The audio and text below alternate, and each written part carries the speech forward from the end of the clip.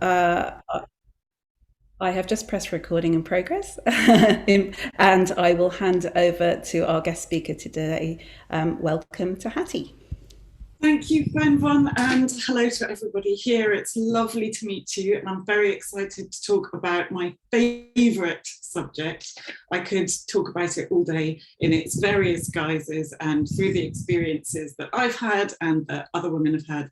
But I know you have important things to do, so I will keep to time, and I will make sure that we have enough time for question and answer at the end. And please do feel free to ask absolutely anything. Nothing is off limits. That's my reason for being here. And it's supposed to be a place where you can ask questions freely. If I can't answer, then I can find out and get back to you. I'm sure Benvon will be able to give me a way of sending out an email or information should we need it. So a tiny bit, yes, about starting the podcast. When I entered this realm of perimenopause, I had no idea what was going on, completely clueless. And the number of women that I've spoken to since who've either thought they were dying or seriously ill or had dementia or early onset Alzheimer's is phenomenal. And there are obviously extreme sides of it. Some, fortunately, have felt very little at all and just breezed through the transition. And others have come very close to ending their lives. So there is a massive, massive spectrum of symptoms that you can or cannot experience over this period of time. And this period of time can be anything from 4 to 12 years, which feels enormous when you're going through the crummy parts, but they do pass. So I thought I would start with a little bit of why menopausal symptoms happen and what to look out for so that you understand what's going on. And that will mean going back to really what happens during our cycle as women. And I will generalize because of the number of us here and because I don't know you personally. So there will be averages. I will also mention tracking and why it's important and ways you can do this for yourself. None of this is supposed to be difficult. None of this is supposed to add difficulty or lists of things to do to your life. This is supposed to simplify. So simple steps, simple actions that you can take now, should you wish to, and then finally have a question and answer session.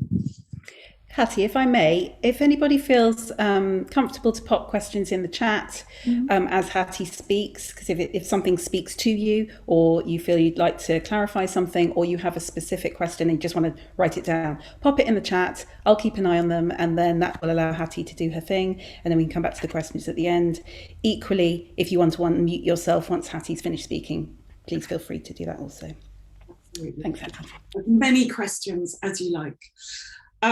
So starting off with our cycle, and I will keep this brief just in case everybody knows this, but it's useful to bear it in mind.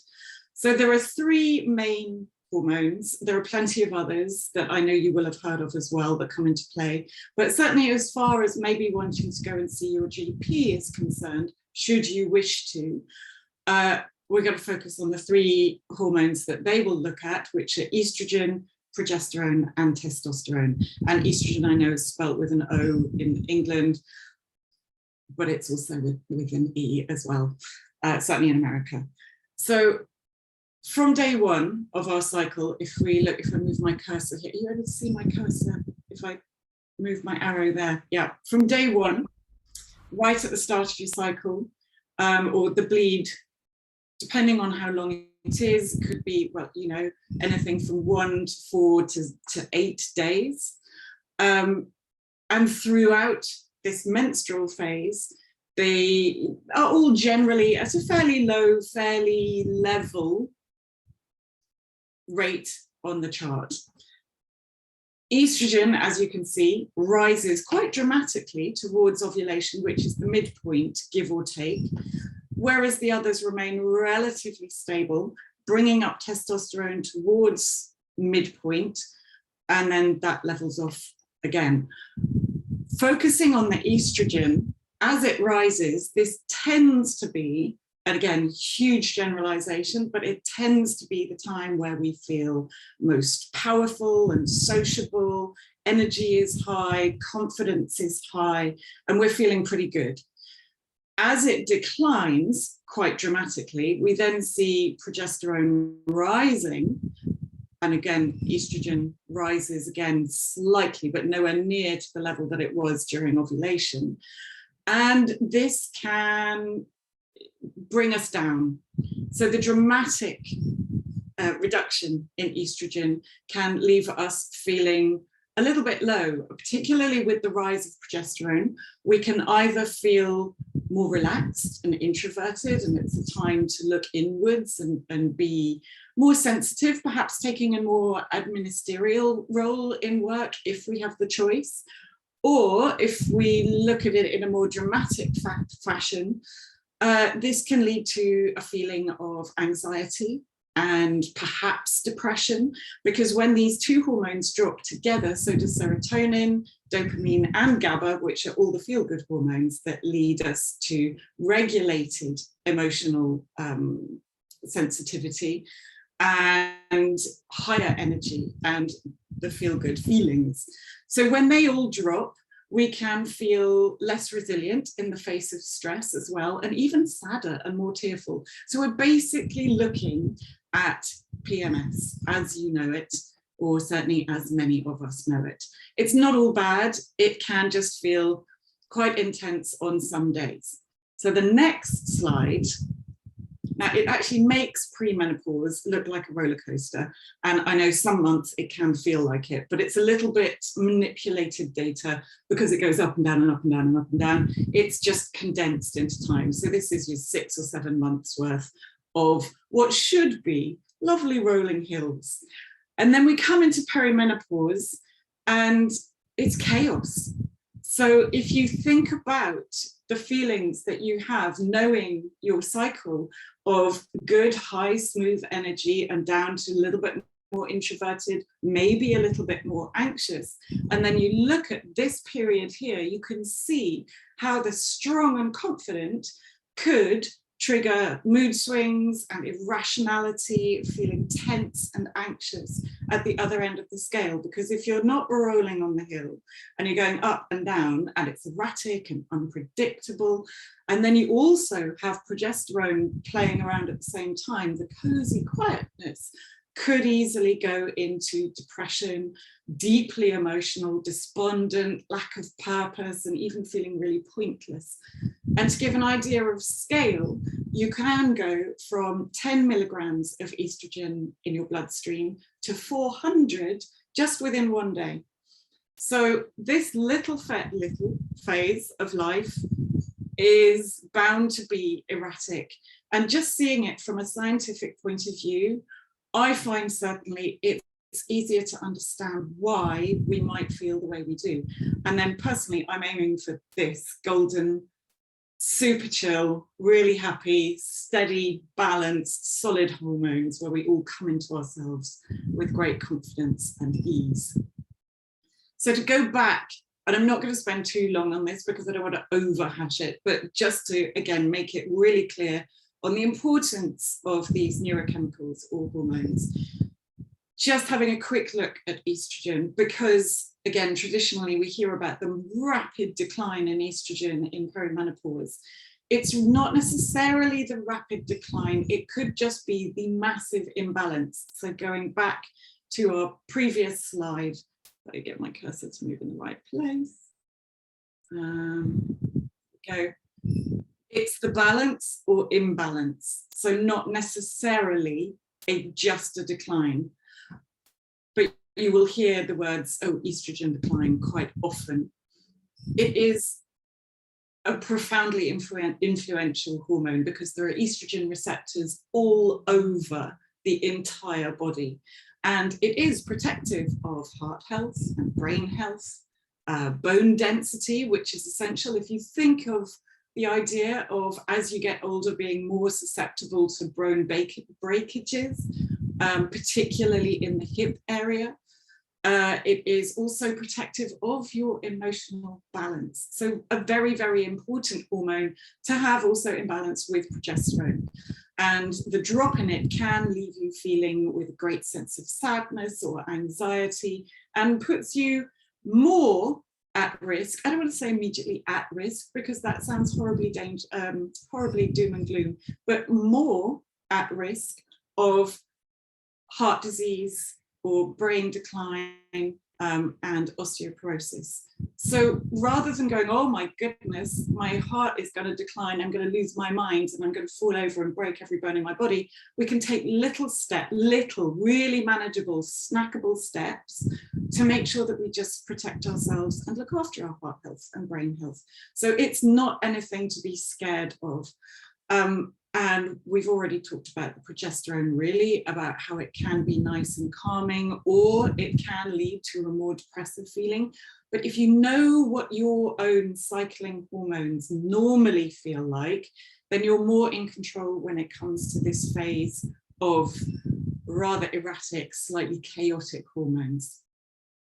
And testosterone, I really want to look at, again, briefly, because it's often overlooked, particularly by GPs, actually, through no fault of their own, and that is changing.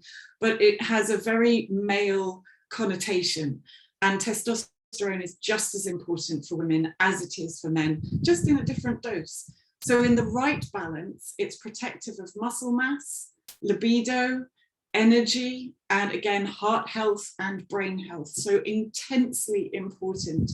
And one of the most common factors, symptoms of androgen insufficiency is complete lack of libido, or certainly a drop. But again, having spoken to a range of women, I know some who've gone, yeah, I'm not really feeling myself, to I don't care if I never have sex again. And my husband, he may or may not have to deal with that. So it's all perfectly normal. There is a range. It can also lead to unexplained fatigue, which I know again is very common, just feeling as though you're walking through treacle and dragging yourself along through the days. And also brain function. I even forgot the word for, and I've done it again, aeroplane the other day. I had to resort to things in the sky, not clouds, transport, which makes me feel and look like a complete fool. English is my first language, but it happens to us all, unfortunately. I can. You can relate. Fantastic. Fortunately, being with people who understand or who are just kind, it really helps to know that it's normal and it comes back. It's all right. So symptoms overall, and there are so many. I think even as recently as 2 years ago, we could have narrowed it down to about 10, but there are now more than 70 recognized symptoms of perimenopause, and they are wide-ranging and quite unexpected. And again, it's so important to note that for some people, this might be genuinely intense, and for others, it might be almost unnoticeable or completely unnoticeable. For most of us, it comes and goes. So yes, brain fog some days is shocking. I will also come on to that a little bit more in a moment. And other days I can actually fire on all cylinders with my sample size of 1, but also having spoken to others. It's a range. So know that you are not, if you're having a bad day, you are not stuck in that bad day. It will pass. There are also things you can do and help you can get. So my advice right now, and I'll come on to this in a moment, is track your symptoms so that you know for sure where you're at and how you're feeling, and if it's getting worse or if it's just a blip for a day. So some of the symptoms: burning mouth or dry mouth. I used to walk the dog and come home going, oh my goodness, I'm so thirsty. Not thirsty, just dry mouth. Sensitivity to sound, more than normal. So if you have kids or slightly harder hearing, perhaps parents or in-laws, or live with people who like noise, the extra sensitivity, it suddenly just becomes a little bit too much. That's all part of the symptoms. Vaginal dryness, that's a big one. eye dryness, skin dryness. So you might be putting on your moisturizer in the morning and then suddenly go, oh my goodness, did I even put that on? Eye dryness, we've spoken about it. Skin itching. So I've had some women say they feel as though they have ants crawling all over them. Again, temporarily. This is not a permanent thing. Weight gain, another big one, particularly around the midsection. Change in body odor, that's one of my favorites just because it feels quite random. But if you've had children, you may know or may have noticed that your urine started to smell different before you even knew you were pregnant. It's all hormonal. Again, nothing to be scared about, nothing to worry about. It's just shifts in hormones. Digestive sensitivities. So maybe once upon a time you could eat anything and everything would be fine. And then all of a sudden you're noticing that you feel a bit more bloated after some meals. It's normal. Again, track. Notice if there are any triggers, and it too can pass. Hot flashes seem to be the hero symptom. I don't know if you saw, I hope you did, in the news that some of the MPs were given Menovests by Carolyn Harris, and they tried them on to experience what a hot flash actually feels like. And then they weren't allowed to take them off until they'd gone through the whole experience. Again, very intense for some people, deeply uncomfortable, manageable, and some people never have a hot flash in their life. We then really kind of come back into the brain fog area, tearfulness, again, like really intense PMS. If you just feel like crying all day, but it's okay. Be with other people. Anxiety, insomnia. Insomnia is massive. That's got to be right at the top level as well. So I will mention sleep, the drop in libido, cycle irregularities. So you can be perimenopausal and have a regular period. It doesn't mean that you are not. It's not, oh, you have to have stopped your periods or they have to be erratic to be in perimenopause. As you go through this transition, it is very likely that they will become more erratic, maybe slightly longer, slightly heavier. Oh, I haven't even mentioned the flooding. So you can imagine there are a lot of symptoms, the night sweats, the mood swings, heart palpitations, and joint pain. The list does go on, but rest assured, you are not alone. And I think that is the key point. Again, that's why I started the podcast, so that you could listen to stories and go, oh, I've had that too, or relate to other women and go, oh, I know. So the positive part, what can I do? The very simple answer is going to be layer up your strategies. I don't want to talk about HRT because I'm not a GP. I can't answer, and I'm not a HRT specialist, which would be even better than a GP mostly. But if you choose to take it or not, it's not going to be a one-stop solution to everything. So I would recommend, if you take HRT, great. I hope it really makes you feel better and does all the wonderful things that it says it does. For some people, it's worth trying, but there's no guarantee that it will work for you. So again, layer up, do all the right things to help. Number one would be bump yourself up your priority list. And I feel that very often we are used to looking after others, whether it is children, friends, relatives, parents, work colleagues. We're very used to doing the caregiving. By all means, carry on. I'm not saying shut them off and let them deal with themselves, not at all. But push yourself up the list, because when you need to give, you need to have something to give from.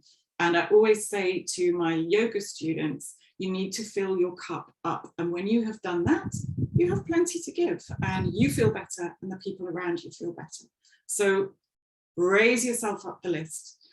And we are looking at quality of life. You don't have to suffer. It's very easy to soldier on through. And I know, again, we are used to, oh, we've got a headache, I might pop a pill, or, oh, I'm feeling like I have flu. Maybe less so now, thank you, COVID. But we kind of push through. Right now, certainly with perimenopausal symptoms, we don't have to suffer. There are things we can do, including HRT, should you wish. to live your best life. And I hate that phrase actually, but you know what I mean. It's optimal living. So stop messing about. There's no dilly-dallying around. It is a time to listen to your body, listen to your own self, and do what feels right for you and take ownership of it. People will listen and they will fall in line, because that's what we do in this phase of life. We get listened to. Take notes for yourself, of yourself, about yourself, and listen in. So the number one, given that it is insomnia that seems to hit a huge percentage of us, is sleep. And I'm really sorry I don't have a sleep spell. That's kind of a bit of a cruel picture to put there. But we have strategies. And knowing why sleep is so important might help.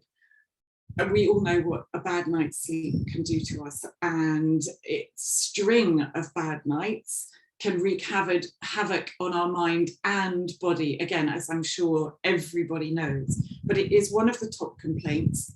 So knowing how the brain works while it's asleep, I have found really useful. So you kind of understand the importance of sleep, and then explaining to other people, should you perhaps be sharing a room with a snoring partner, to explain to them why they might need to maybe go into another room for a couple of nights, not indefinitely, to help you get into a good pattern of sleep, can really help. More than half the brain is made up of cells that basically do the gardening and take out the rubbish. And sleep is when these cells get to work. So during the day, we are busy solving problems and creating new memories and connections, looking after people, solving problems. I'm sure you can relate. The waste byproducts from these synaptic firings need flushing out and removing before they become tangled weeds or knots and lead to brain fog or memory loss. Couldn't remember the aeroplane. So when you sleep, the rubbish can be taken out in that it can be taken to the liver, and the liver will then convert it into forms that the kidneys and the bowel can handle. So you urinate and defecate, and out goes the waste, leaving lovely free-flowing rivers throughout your brain to do the work that they need to do, both at home and at work. And on top of that, not only getting rid of the rubbish, sleep allows your body to burn fat better and be metabolically flexible. So when it needs carbohydrates, it uses carbohydrates. When it needs fat, it uses fat. So that will help balance out any additional weight gain. It deactivates the stress system, so balancing out your hormones again, and once again regulating digestion and immune function, as well as emotional response. So you know, if you haven't had a sleep maybe for a week, you can feel really at the end of your tether and a bit ratty, and you want to eat everything in sight, especially pizza.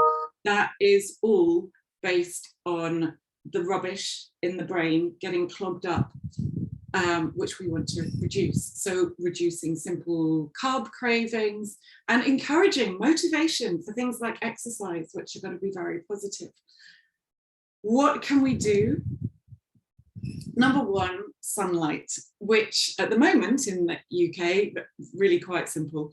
And for many of us, we're going into summer holidays, so sunlight, no problem at all. What you would ideally need is 10 minutes a day of direct sunlight, sunscreen in such heat, obviously, or 40 on a cloudy day. But frankly, 30 minutes outdoors, whether it's walking to the tube or walking the dog or taking the kids to school, 30 minutes outside will take care of that each day, so every day. Hattie, is that with or without sunscreen? Because I've heard sunscreen is always good. Okay. Sunscreen, it works with the sunscreen on. Absolutely, yes. Yes, get the sun on your head and towards your eyes. You can still use sunglasses, because I have heard, oh no, you can't wear sunglasses. No, you can still have sunglasses. Sunscreen, protect your skin. Just get outside so you get the vitamin D. That's an essential. but also just helping your circadian rhythm. So knowing when there is sunshine and when there is darkness, again, much easier at this time of year rather than the dark, dark, dark of winter. But in the dark of winter, even more important to get some outside time. So your body knows this is the time to be awake. Exercise can be walking. It doesn't have to be super intense. However, if you are struggling with sleep, exercise to the point of tiredness, just on the edge. So if you go to the gym or a spin class or an intense yoga class or you swim, you don't need to leave your soul on the floor, not every time. You might enjoy that sometimes, particularly after a good night's sleep, but go to the edge of tiredness where you feel like you've worked, that you've moved, that you've exercised your muscles, and then stop. And you need food to refuel both brain and muscle function. So go to the end, and ideally before 3 p.m. so as not to interfere with cortisol, one of the other hormones which you do need. It gets a really bad reputation. Cortisol is essential to wake you up, goes up in the day, and then it gradually declines to allow you to sleep. So ideally morning or lunchtime exercise, or something more gentle and restorative in the evening. One of these is obvious. Well, do you know what? Both of these are probably obvious. One of them is going to be slightly less popular. Caffeine, limit your caffeine. Ideally, again, only in the morning. Ideally, 1 or 2. This is me speaking for myself, justifying 2 espressos first thing in the morning. The ideal is obviously none. But personally, coffee is non-negotiable. And I know I like the ritual. I like the way it wakes me up. I like the taste. But I do keep it to first thing in the morning. The other thing is going to be alcohol. Not popular, I know, at all, to say you need to give it up. You don't need to give it up. Here is what I propose if you are really struggling with sleep. First of all, carry on and start tracking. Notice how you feel. Secondly, have a night or 2 off, depending on your habit. And I know it's hard to break a habit, so I'm never going to preach. I do drink alcohol, but I take responsibility for what happens next, as it were.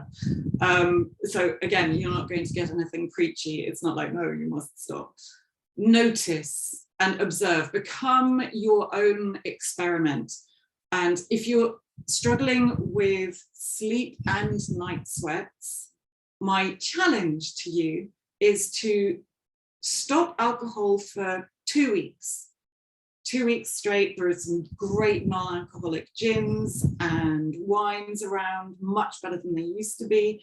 Just 2 weeks, and then have a night off and have a drink, or 2 or 3, whatever makes you happy, and notice what happens. Because sadly, alcohol, particularly as we age, and I mean age as in go up a level rather than age decline, age go up a level, it does affect us more than it does in our 20s, because we have more to process and it's harder on our liver.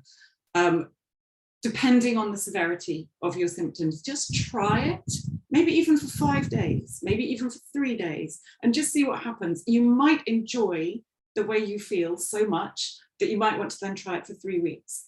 And the way I do it is I try not to have a drink during the week, and then at the weekend, I will assess how I feel, what's going on. And if I'm going to a dinner party, I will enjoy and accept that I might not sleep very well, or it'll be one of those horrible sort of passed out sleeps where you wake up and you feel groggy. But if I'm willing to accept that, then great, it means I can still go out and be sociable. The other final part of the beverages is no caffeinated beverages and sodas like Coca-Cola after really lunchtime. Again, same deal as coffee. Food, all positive. Focus on your protein. Eggs, chicken, fish, tofu, tempeh, so you can eat fully plant-based, vegan, and still get plenty of protein. Broccoli has lots of protein, legumes, all wonderful, essential for maintaining muscle mass. and also good for sleep. So that if you don't, good for sleep if you don't focus on starchy vegetables in the evening. So protein is slow to be digested. It won't cause any spikes in blood sugar and will keep you sleeping and full throughout the night. So emphasize also foods with L-tryptophan in the evening, like, if you're not veggie, turkey, milk, eggs, also cheese, chicken, fish, pumpkin seeds. Pumpkin seeds, a little bit of a snack, sesame seeds, or you could roll your fish in pumpkin seeds or sprinkle some on some soup, roll things in sesame seeds. Emphasize those in the evenings, and even a banana, but in moderation because of the sugar content. And that will also help sleep levels. It will help melatonin levels so that you can sleep better. Try to finish dinner by 6 or 7 p.m. And certainly in my household, that's a real challenge if you're doing different meal times for different parts of the family. But it will help. Again, this could be a temporary thing, or it's not cumulative. It could be 3 days of the week, whatever you can work into your life. And then the rest, you just eat more sociably with the family. Perhaps try it, see what happens. A big one, if you have been feeling particularly depressed, is getting up 1 hour earlier, which feels hard, particularly if you get up at 6 anyway. Getting up at 5 is a big challenge, but there are many, I've lost a word again. I want to say studies that prove getting up 1 hour earlier cuts depression by a double-digit percentage. So again, try. This is not you must do all of these things. This is have a go at the things that appeal. If, for example, just looking at my list here,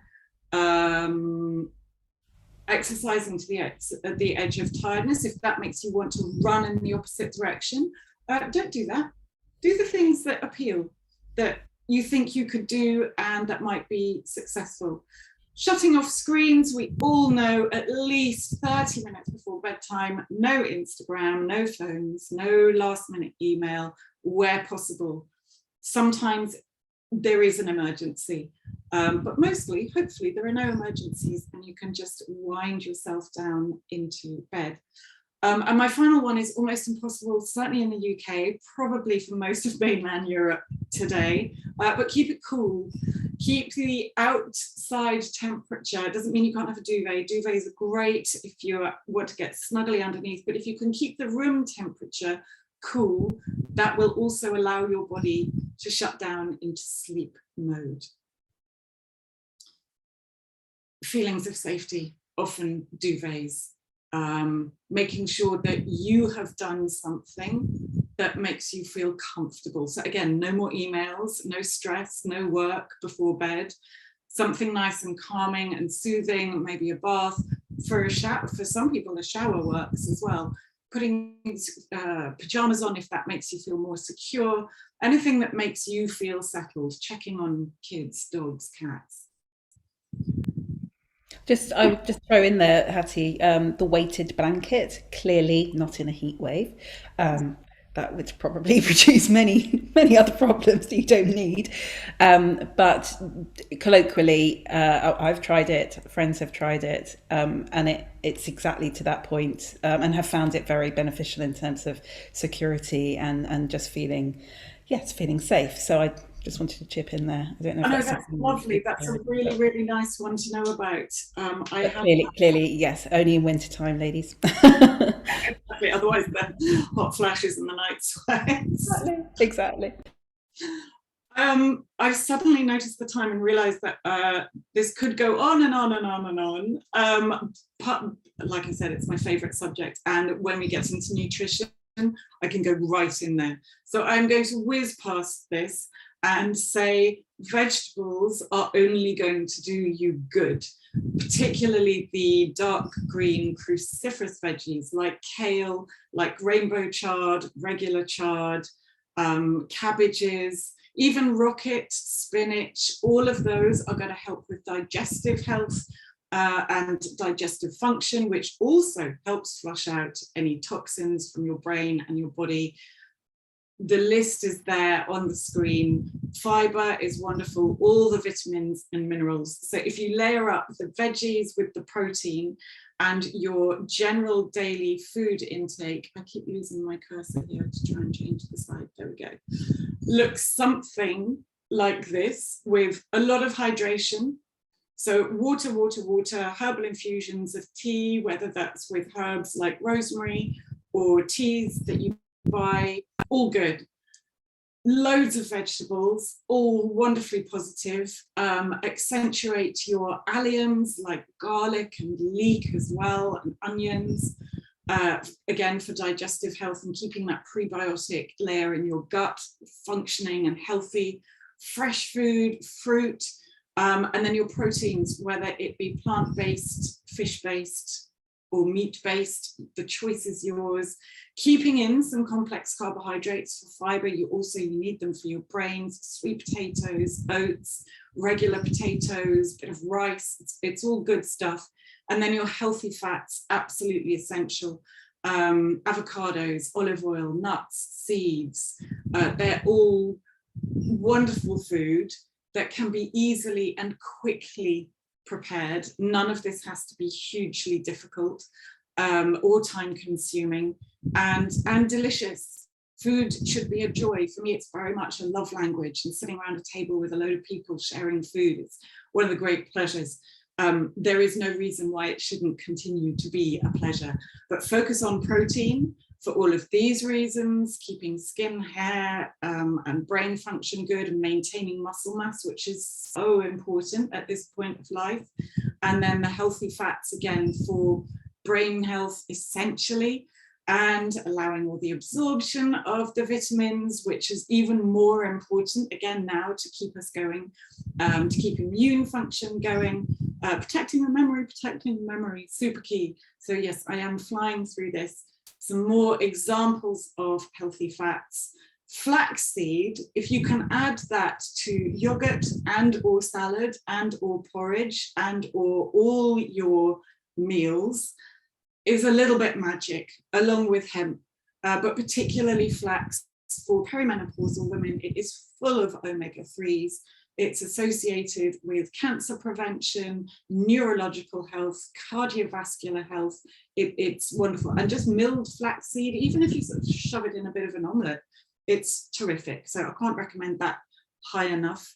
And then again, coconut oil, it's an antimicrobial, so good for your gut, it tastes good. Coconut milk is great if you don't want to use dairy. Plenty of options, and extra virgin olive oil, sling it on your salads at this time of year. It is a magical thing. Rethinking breakfast to add in protein. In this country, it's very traditional to have toast and cereal, very carb-based breakfasts. Throw in some eggs. Quinoa is full of protein, and protein powder has its place. Again, if you don't want the whey one, there are some really good vegan ones. And if you just put a scoop of that into porridge or into some overnight oats, or whiz it up as a protein shake and throw in a few vegetables, it will set you up really well. It will mean that you feel fuller for longer, but apart from that, it just feeds your muscles as well as your brain. So protein, protein, protein, all good. And movement, again, to build muscle. So strength training at this stage of life is key. And do you need to use weights? No, you don't. Do you want to? Then yes, absolutely. I love it. It makes me feel fantastic and has definitely helped elevate my levels of testosterone as well, naturally, and keep so much more mobility in my joints. So I'm a massive fan of weight training, but you know, the elastic bands, resistant bands, elastic bands you can get on Amazon, but also in other retailers. that go over the back of the door at the top or the bottom, and you can use them for bicep curls, triceps, you can use them for lats, you can use them just in the same way as you would the gym, but in the privacy of your own home, and they are just as effective, as has been proven throughout many a lockdown. 20 minutes a day, 10 minutes a day is going to be better than nothing. You don't have to spend an hour in the gym every day. Again, if you want to and it makes you happy, great. Pushing yourself back up your list, make yourself feel good, make yourself feel happy, do things you enjoy. We have to embrace this time of life and do things that make us happy and help us function better. So again, I could go into movement in massive detail. Essentially, we want to prevent muscle loss, we want to prevent osteoporosis, we want to promote sleep, joint health, muscle health, and feeling really good and powerful in ourselves. Stress management is the obvious one, and this will come down to personal choice. So another thing, if journaling makes you want to run in the other direction, you're like, no, that's not for me, that is not my style, no thank you, leave it alone. Honestly, not everybody has to journal. If it's something that you think, oh my goodness, this would be wonderful, go ahead. Empty your brain at the end of the day, write out your thoughts or even your subconscious thoughts and settle yourself to sleep. It's wonderful. Yoga, yin yoga in particular, stretching out the fascia, sleeping, allowing your brain to unwind and your body. Great for the joints, great for the muscles as well. Meditation, breath work, walking in nature, the simplest thing. Green genuinely has a positive effect on our brains. And just finding time out for yourself. I've spoken to many friends who think that going to the loo and shutting the door so nobody comes in is time out. And yes, it is, thank goodness. The dog can't come in, the kids can't come in. It's not real time out. You really need to be able to find some time to look after yourself. And that doesn't have to be alone, that can be with friends, because certainly female brains are wired for connection. There is nothing as brilliant as laughing with friends and being with other women who are going through the same thing, whatever that may be. It's not just limited to perimenopause or menopause. It activates the parasympathetic part of our nervous system, which calms and relaxes us, just in the same way, actually, as meditation and yoga does. So being with friends, with like-minded people, is going to be essential at this time of life. A brief note on tracking. There is a Balance app. I haven't tried it, so I can't vouch for it myself, but I know people who have. They track their perimenopausal symptoms. It's as easy as tracking your regular cycle. It's one way to do it. Journal is another. Spreadsheet, if you're into spreadsheets, then keep a spreadsheet, date, symptoms, tick it all off. You could leave yourself a voice note each night or a simple notebook. And it can be a one-liner. So day one, wanted to cry all day, really hungry. Day two, great energy, good strength, good sleep. Day three, better digestion, tough day, managed well. So it can take moments. This is not supposed to stress you out, but it should help you in seeing where you're at and what you might want to do to help yourself. Mindset and fear of menopause may lead to actual problems. So don't be afraid. It is a transition. There is a wonderful book by a lady called Dr. Luann Brizendine that calls it The Transition. And we lead to the upgrade, which I'm fully embracing and can't wait to get to the other side and the upgrade. There's no right or wrong. It is all what helps you, just as HRT works wonders for some women and does very little for others. It's up to you to use your own self as an experiment and see what works. Try it you can ditch it or carry on. There is no harm in trying, and that can be anything. One of my interviewees has literally tried everything on the internet. She's been sent charcoal carbon-based knickers. She's tried mouth taping, which sounds horrendous, but and it didn't work for her, but people swear by it. So try, and take what works for you. So if you have any questions, I would love to hear them. Yes, I was just going to say, because of where I am, I'm being on mute because they've decided to clean around me. There we go. Apologies in the background. I just wanted to ask one question. I'm going to keep an eye on the talk, but just apologies for the vacuum. Supplements, Hattie.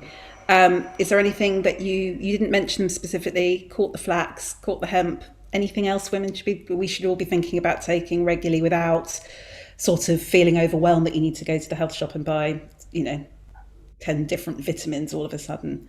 I'm not going to go into detail on supplements because I'm not a registered dietitian, but for all my clients, vitamin D, absolutely. You can't overdose on it. It's perfectly safe. And living in the UK, outside of, let's say, September or inside of September to April, I would say almost a non-negotiable. The summer months, less so. But again, you can't overdose on it. You can't have too much vitamin D. And if you have low levels, and I've come across 0 levels, then it makes a phenomenal amount of difference to life and sleep and digestion and general health. Magnesium glycinate for sleep helps many people. It's not a cure, but it can help, and also it's good for relieving joint aches. And if you are training, then magnesium at the end of the day as well. Those would be my 2. And when it comes to the flax, there's just a question here about how much. Is it a spoonful or handful? Can you go crazy on flax and OD? You can go as crazy as you like on the flax. A dessert spoon, but if it's your newfound passion, again, you can't have too much of it. It's got wonderful fiber. Well, maybe you could. Maybe a bag would be a bad idea, too much fiber. But a good, chunky, hefty spoonful, dessert spoon, tablespoon, fiber, omega-3s. So that would be another one, actually. Omega-3s you could supplement with. Again, it's not going to do you any harm at all. But if you're taking in enough fish, particularly oily fish like salmon and trout, and if you are eating eggs and you're getting enough extra virgin olive oil in, then you probably don't need it, but it's not going to do you any harm.